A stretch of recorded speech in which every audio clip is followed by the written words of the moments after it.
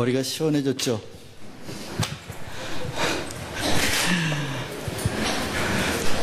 미장원에 가서 머리를 잘랐는데요. 짧은 머리 싫어하니까 조금만 잘라주세요 그랬더니 눈 감고 있는데 확 잘라버렸어요. 얼마나 화가 나는지 한 2시간 삐져 있었는데요. 어떤 분이 제가 머리를 잘라가지고 삐져 있었다 그랬더니 목사님도 그런 거 가지고 삐지세요? 그러더라고요. 근데 어떤 분은 또 제가 삐지니까 사람 냄새 나서 좋다 그래요. 그래서 야, 목사가 사람인 거 기억하게 하려면 좀 삐져야 되겠구나 가끔 그런 생각했습니다. 예, 우리 잠깐 기도하고 말씀 시작하겠습니다. 하나님 감사합니다. 주님께서 우리에게 참 힘겨운 삶을 산다고 하는 것을 참 날마다 생각하게 하십니다. 세상에서 그리스도인으로 산다고 하는 것 정말 결코 쉽지 않습니다. 그것도 평생 사랑하면서 살기로 작정한 일은 정말 좁은 길 가는 것이요 험난한 길을 가는 것입니다. 그럼에도 불구하고 우리 하나님이 우리를 사랑하신 것, 이 세상의 주인이신 것, 이 세상을 너무 사랑하셔서 아들을 주신 진리가 우리의 영혼을 울리고 우리의 영혼을 사로잡아 힘겹지만 오늘도 다시 사랑하기로 결심하고 이 자리에 나옵니다. 하나님 말씀해 주시면 저희들 듣겠습니다. 들려오면 믿음이 생기겠습니다. 믿어지면 살겠습니다. 인도하여 주옵소서. 예수님 이름으로 기도합니다. 아멘. 오늘은 인쇄물이 조금 늦었어요. 지금 복사하고 있거든요. 지금 복사하고 있으니까 조금 있다가 나눠드릴 텐데 지난주에 이렇게 나눠드려 보니까 별로 도움이 안 될 것 같아요. 그래서 아예 저기 있는 그림을 그대로 제가 이렇게 복사를 했어요. 그런데 너무 글씨가 작아가지고 반반 이렇게 확대해가지고 2장으로 나눠드릴 겁니다. 차라리 전체 구조를 한눈에 보시면서 말씀을 드리는 게 훨씬 유익하겠다 생각해서 그렇게 했습니다. 자동차 그림은 없어지고 자동차 구조를 대충 아시겠죠? 네, 어떻게 생겼는지 대충 아실 겁니다. 이게 전체 자동차라고 생각해 보시면은 지금 우리가 성경의 구조, 교회의 구조, 복음의 구조, 신앙의 구조가 이렇게 자동차 구조처럼 되어 있다는 구조를 가지고 이해하고 있는 중입니다. 먼저 앞부분에 보시면은 그 4개의 기둥이 4개의 기둥이 뭐였죠? 첫째는 옛 언약, 새 언약, 옛 언약, 새 언약, 그리고 메시아 사상과 천국 사상이라고 말씀드렸어요. 이게 가장 기본적인 성경의 틀입니다.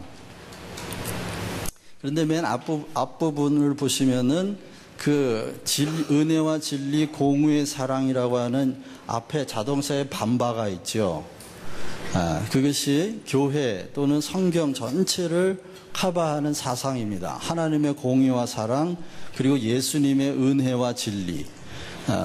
그것이 자동차 앞부분에 있는 반바라고 할 수 있을 만큼 그 2가지 사상이 기독교 전체를 커버하고 있다 또는 보호하고 있다고 해도 과언이 아닙니다.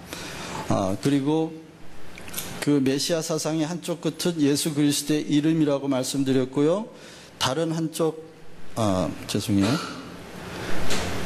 다른 한쪽은 성령의 역사다 그렇게 얘기했습니다. 왜냐하면 이것을 바퀴로 표현한 이유는 성령의 역사는 예수 그리스도의 이름의 능력, 그것은 고정되어 있는 것이 아니라 움직이는 것입니다. 살아있는 이름입니다. 그리고 성령의 역사는 살아있기 때문에 그렇죠. 그리고 그 뒤에 있는 천국 사상의 한쪽은 제자 삼기입니다. 왜냐하면 이 천국 사상을 받은 사람들을 성경은 제자다 이렇게 말하고 예수님께서 그 제자들에게 세계 선교하기를 원하셨습니다.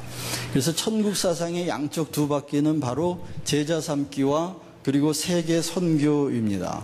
이 2가지 바퀴도 마찬가지입니다. 제자 삼는다고 하는 것도 바퀴처럼 움직여야 되는 겁니다. 그것은 살아있는 우리의 삶으로 제자 삼기를 하기 때문이죠. 세계 선교도 하나님의 나라가 온 세상을 주관할 때까지 잠시도 멈추어서는 안 되는 것이기 때문에 이것을 바퀴로 표현을 했습니다.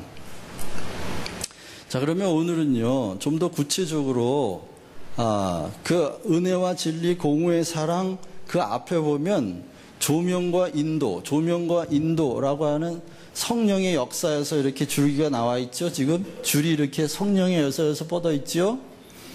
그 성령의 역사 가운데에 빛을 비추시는데 옛 언약 앞에서, 구약이죠. 새 언약 앞에서 그렇게 빛을 비추시는데 어디로 빛을 비추실까요? 그것은 영생이라고 하는 곳으로 이 기독교 전체가 움직이고 있습니다.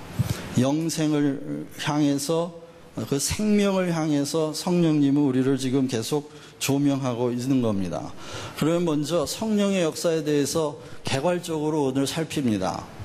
성령의 역사는 크게 세상에 대해서 있는 역사가 있고요. 또 하나는 영적인 세계에 대하여 있습니다. 먼저 세상에 대한 이야기를 해보겠습니다.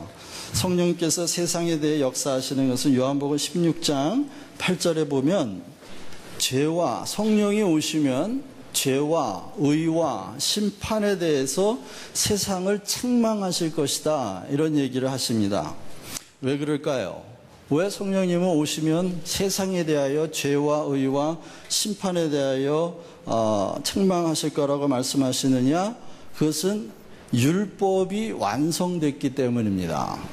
율법, 구약에 나오는 그 율법이 십자가를 통해서 완성됐기 때문인데, 에베소서 2장 15절을 보면 예수님께서 그 육체로 죽이는 것, 의문, 율법, 이것을 폐하셨다, 이런 말씀이 나옵니다.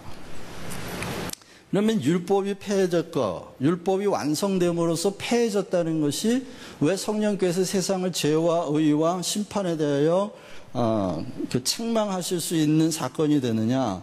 율법에는 크게 세 가지 의미가 있습니다. 하나는 율법의 기능 중에 또한 율법의 기능이 있고요, 율법의 요구가 있고요, 그리고 심판의 기준으로서의 율법이 있습니다.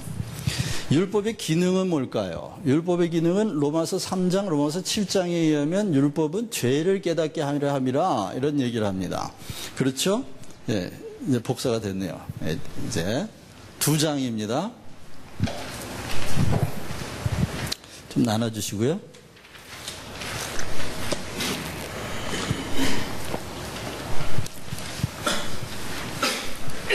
여러분들은 지금 신학교가 아닙니다. 신학교가 아니고 전체 지금 성경의 구조를 배우는 것은 복음을 이해하는 바탕에서 지금 복음을 이해하는 데서 반드시 이해해야만 하는 것들을 지금 성경 전체에서 우리 개괄적으로 살피고 있는 겁니다. 율법이 십자가에서 완성됐습니다. 그래서 율법이 예수님의 육체와 함께 폐해졌습니다. 예수님이, 그 말은 예수님의 몸이 죽으실 때 율법도 완성돼서 폐해졌다.